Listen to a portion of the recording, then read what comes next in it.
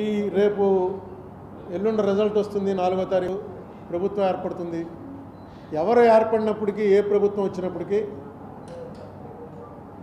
ఈ 10 సంవత్సరాల్లో ఆంధ్రప్రదేశ్ రాష్ట్రాన్ని వాళ్ళేమో అక్కడ ఆవిర్భావ దినోత్సవం చేసుకుంటున్నారు. మన పరిస్థితి ఇక్కడ ఏంటిది? మన పరిస్థితి ఏంటి? దశాబ్ది ఘోష. వాళ్ళ ఆవిర్భావం అనేటువంటి పదం వాడారు కాబట్టి మనం ఇది దశాబ్ది ఘోష అయిపోయింది. ఇక్కడ ఏ పని ఆంధ్రప్రదేశ్ రాష్ట్రంలో నెక్స్ట్ ఇయర్ అంటే 2014-15లో రిసోర్స్ గ్యాప్ ఏదైతే ఉందో అది కేంద్ర బడ్జెట్లో పెట్టి దాన్ని ఫుల్ఫిల్ చేస్తాం. అది యాక్ట్లోనే పెట్టారు.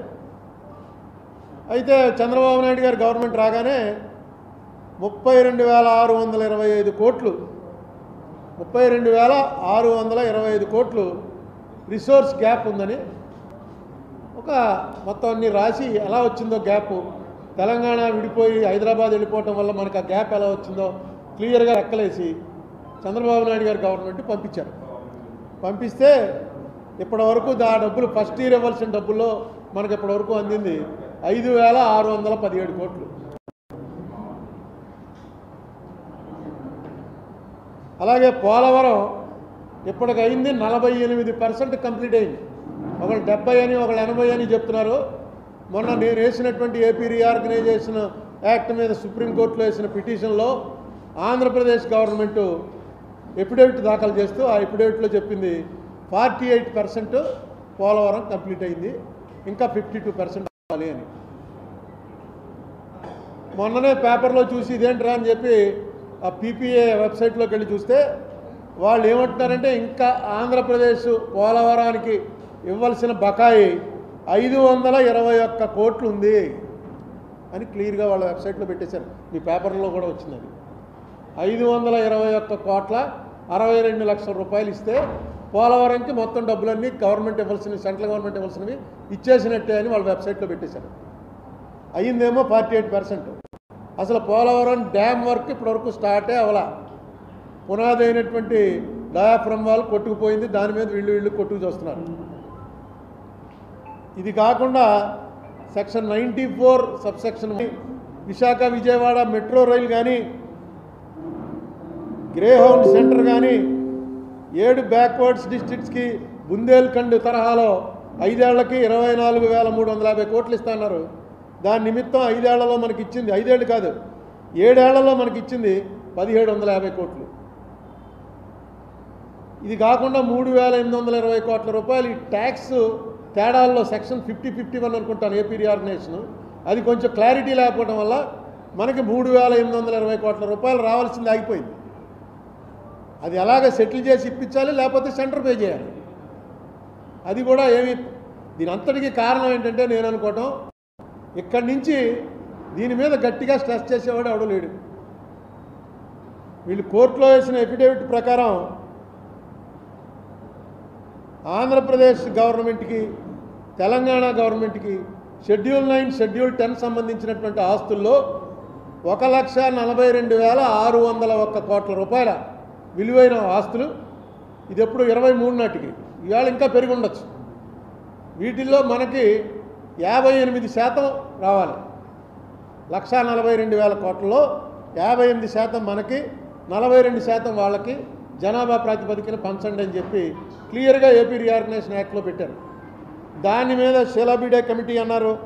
మొన్న ఈ మధ్య డిస్ప్యూట్ రెజల్యూషన్ కమిటీ అని union home secretary, AP Telangana chief secretary, అలాగే బచావతి అవార్డు అని 76లో ఇచ్చినటువంటి అవార్డు ప్రకారం వాటర్ ఎలా వాడుకోవాలన్నది ఆంధ్రప్రదేశ్ రాష్ట్రం అన్నదే ఉంది. ఇప్పుడు ఆంధ్ర తెలంగాణ విడిపోయిన తర్వాత ప్రతి సంవత్సరం 2 ఏళ్లకోసారో వాళ్ళు ఎలక్ట్రిసిటీ ప్రొడ్యూస్ చేస్తూనే ఉంటారు. పవర్ ప్రొడక్షన్ అంటూ స్టార్ట్ అవగానే సముద్రంలోకి నీళ్ళు వెళ్ళిపోతాయి. ఆంధ్రాకేమో తాగునీరు, సాగునీరు అవసరాలను ఏవి పట్టించుకోకుండా తెలంగాణ గవర్నమెంట్ అనౌన్స్ చేసేస్తుంది, కరెంట్ కావాలి మాకు, కరెంట్ ప్రొడ్యూస్ చేస్తున్నామని. ఇది ఒకటి ఆనవాయితీ కింద అయిపోయింది. దీని మీద కూడా ఎలాగ ఎప్పుడు అసలు ఏమిటంటే మనకు ఫండమెంటల్ రూల్ ఏంటంటే ఫస్ట్ ప్రయారిటీ తాగునీరు, పవర్ ప్రొడక్షన్ కాదు. డ్రింకింగ్ వాటర్ అనేది ఫస్ట్ ప్రయారిటీ. నాగార్జున సాగర్ దగ్గర అదే గొడవ, పులిచింతల దగ్గర అదే గొడవ, శ్రీశైలం దగ్గర అదే గొడవ.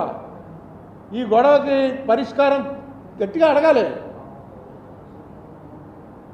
వాళ్ళు గొడవ చేస్తున్నారు, మేము మిలిటరీని పంపాం, వాళ్ళు ఆర్మీని పంపారు, మేము స్పెషల్ పోలీసుని పంపాం, టీవీలో చూపించుకోవడానికి పేపర్లో రావడానికి జరుగుతుంది తప్ప యాక్చువల్గా దీన్ని యాక్ట్ ప్రకారం ఎలాగ చేసుకోవాలి మనం అనేటువంటి ఆలోచన చేస్తున్నట్టు నాకేం కనపట్లేదు.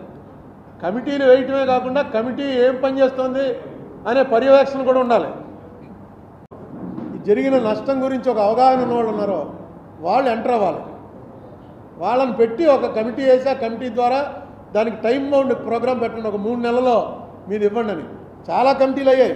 శిలాబేడి కమిటీ అయితే పెద్ద రిపోర్ట్ ఇచ్చింది ఆవిడ. దాన్ని అమలు చేయాలంటే మళ్ళీ ప్రభుత్వాలు అమలు చేయాలి. ప్రభుత్వాలకి అధికారంలోకి రావటం, అధికారంలో కొనసాగడానికి ఏం చేయాలని అంతే తప్ప మనకు పక్కన ఇంత డైరెక్ట్గా డివిజన్ అయిపోయాం. డివిజన్లో మనకి ఇష్టం లేని డివిజన్ అయిపోయాం. మనకి ఇష్టం లేని డివిజన్లో మనకి ఏమీ లేకుండా చేశారు. ఏదో కళ్ళు నీళ్లు తొడవడానికి 4-5 అనౌన్స్ చేస్తే అవి తెచ్చుకోవడమే చాలా గొప్ప కార్యక్రమం అయిపోయింది. ఇప్పుడు 10 ఏళ్ళు పడుతుందండి పోలవరంకి. 10 ఏళ్ళు అయిపోయింది. ఎక్కడుందిరా అంటే పునాదులు కొట్టుకుపోయాయి అంటున్నారు. పునాదులు ఒకవేళ తేడా ఉంటే ఏమిటి దీనికి రెమెడీ? ఏం చేయాలి? వరల్డ్ వైడ్గా చూస్తుంటే దీనికన్నా 10 రెట్లు పెద్ద పెద్దవి కట్టేస్తున్నారు. బ్యారేజీలు కడుతున్నారు, పెద్ద పెద్ద ప్రాజెక్టులు కడుతున్నారు, ఇంకా చాలా లోతులోకి వెళ్ళి కడుతున్నారు, ఇంకా చాలా బ్యాడ్ కండిషన్స్లో ఉన్నటువంటి చోట నీళ్ళల్లోకి వెళ్ళి ప్రాజెక్టులు కడుతున్నారు. మరి ఎందుకో మన డయాఫ్రమ్ వాళ్ళు వరల్డ్లో పెద్దవాడిని పెట్టి వేయించారు. ఆ బావర్ కంపెనీ వాడు ప్రపంచంలో 3 కంపెనీలు ఉంటే ఆ 3 ఒకటి అతను వచ్చి వేసిన బావర్ కంపెనీ వాళ్ళు వేసిందే కొట్టుకుపోయిందన్నారు. కొట్టుకుపోవడానికి కారణం చంద్రబాబు జగన్మోహన్ రెడ్డి అనే దెబ్బలాడుకుంటున్నారు. కానీ అక్కడ ఇంజనీర్లు ఎవరు? వీళ్ళు వెళ్ళి ఏమైనా దగ్గరుండి రోజు చూస్తారా? ఎవరా సలహాలు ఇచ్చారు? ఇంజనీరు ఎందుకు పోయింది? ఎవరిని అసలు కూడా టార్గెట్ చేసి పలానా వాడిని విక్టిమైజ్ చేయాలి, పట్టుకోవాలి, వాడిని పట్టుకుని నువ్వు తప్పు చేసావని చేయాలని ఉంది లేనే లేదు. జరిగిన దానికి వాళ్ళు కారణమా, వీళ్ళు కారణమా, పొలిటీషియన్స్ ఎవరు కారణం అనే చెప్తున్నారు తప్ప ఎక్కడి నుంచి పోలవరం ప్రాజెక్ట్ అథారిటీ ఉంది, దానిపైన సిడబ్ల్యూసి ఉంది, దాని కింద ఆంధ్రప్రదేశ్ ఇరిగేషన్ డిపార్ట్మెంట్ ఉంది, దాని కింద కాంట్రాక్టర్ ఉంటాడు. ఇంతమంది చూసి చేసినటువంటి పని ఒక వరద వస్తే కొట్టుకుపోతే దానికి ఎవరిని బాధ్యులు చేయాలి? రాజకీయ నాయకుల్ని, చీఫ్ మినిస్టర్ని కాదు, టెక్నికల్గా ఎవరున్నారో వాళ్ళని చేయాలి. ఇప్పటివరకు ఆ ప్రసక్తే ఉండదు. ఇప్పుడు ఏంటో పోలవరం అని ఏమవుతుందో ఎవరికీ తెలీదు. అసలు అవుతుందా అవదా? అయితే ఎప్పటికి అవుతుంది? ఏ పద్ధతిలో అవుతుంది? ఇప్పుడున్న ప్రాజెక్ట్ అవుతుందా? మనకి ఏదో డిజైన్ ఇచ్చారో ఆ డిజైన్ తప్ప, ఆ డిజైన్ ప్రకారం చేయటం కుదరదా? ఏ ప్రజలతో పంచుకోండి.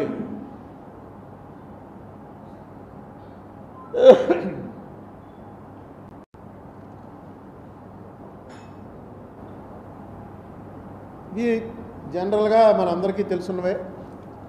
ఏదో మళ్ళీ ఒకసారి మన ఘోష ఎవడో ఒకటి చెప్పకపోతే ఎవరు పట్టించుకుంటారు ఇవి? సరే, మన రాజమండ్రి నుంచి చెప్దాం. జూన్ 2వ తారీఖు 10 ఏళ్ళు అయ్యి పరిస్థితి ఎంత అగమ్యగోచరంగా ఉందంటే ఆంధ్రప్రదేశ్ పరిస్థితి ఏం బాగోలేదండి. ఎవరు రారు ఇక్కడికి. ఎవరో ఎందుకు? చంద్రబాబు నాయుడు గారి ఉన్నటువంటి వ్యాపారాలకు సంబంధించిన హెడ్ ఆఫీసులన్నీ ఎక్కడున్నాయి? జగన్మోహన్ రెడ్డి గారికి సంబంధించినటువంటి వ్యాపారాల హెడ్ ఆఫీసులు ఎక్కడున్నాయి? ఎవరైనా వచ్చారా ఇక్కడికి? సినిమా ఫీల్డ్ ఉంది. సినిమా ఫీల్డ్ వల్ల బోల్డ్ అంత ఇన్కమ్ వస్తుంది గవర్నమెంట్కి.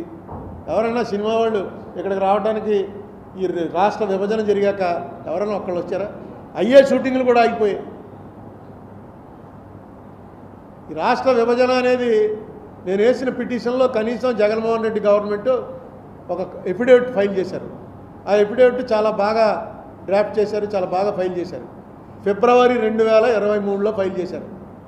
ఫిబ్రవరి 23లో ఫైల్ చేసింది. ఇవాళ వరకు గవర్నమెంట్ వచ్చిందంటే మనం ఏమనుకుంటాం? అక్కడ నేనేమో పార్టీ ఇన్ పర్సన్, నాది ఊరికే వెళ్తాం, నిలబడతాం, నేను ఎవరో వాళ్ళకి తెలియదు. కనీసం ఇక్కడ హైకోర్టు, ఇక్కడ కోర్టులో అయితే ఎవరో బంట్రోతో ఎవడో చెప్తాడు అరుణ్ కుమార్ని ఇంతకుముందు ఎంపీ చేశాడండి అని. ఢిల్లీలో ఎవరు పట్టించుకుంటారు?